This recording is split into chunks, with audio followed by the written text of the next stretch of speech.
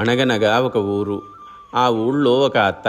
ఆ అత్తకు ముగ్గురు కోడళ్ళు. ఆ ముగ్గురు కోడళ్లకు ఒక్క నిమిషం కూడా ఒకరంటే ఒకరికి పడేది కాదు. ఎప్పుడూ ఏదో ఒక తగువులాట ఉండేది. ముఖ్యంగా ఇంటికి చుట్టాలు వచ్చినప్పుడు నేను వడ్డించాలని వత్సందాలకు పోయేవాళ్ళు.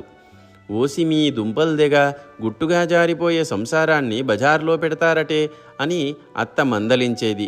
అయినా కోడళ్ళ తగవులు తెగేవి కావు. చివరికి విసిగెత్తి ఇంట్లో చేయవలసిన పనీపాటలు అత్త ముగ్గురికి సమంగా పంచింది. భోజనాలప్పుడు పెద్ద కోడళ్ళు విస్తళ్ళు వేసి మంచినీళ్లు పెట్టాలి. రెండో కోడలు అన్నీ వడ్డించాలి.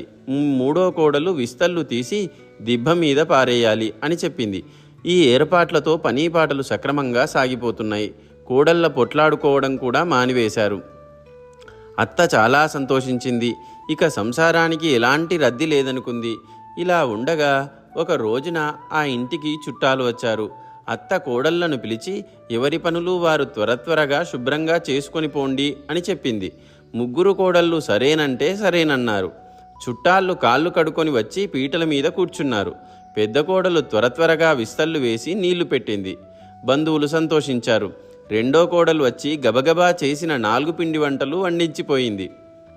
అంత తొందరగా వడ్డించినందుకు కూర్చున్న వాళ్ళంతా ఆశ్చర్యపోయారు. ఇంతలో మూడో కోడలు వచ్చి వడ్డించిన విస్తర్లన్నీ గబగబా ఎత్తివేసి దిబ్బ మీద పారేసింది. కూర్చున్న వాళ్ళు ఒకరి ముఖం ఒకరు చూసుకున్నారు. అత్త ముఖమింత చేసుకొని ఇదేంటే ఇలా చేశారు అంది.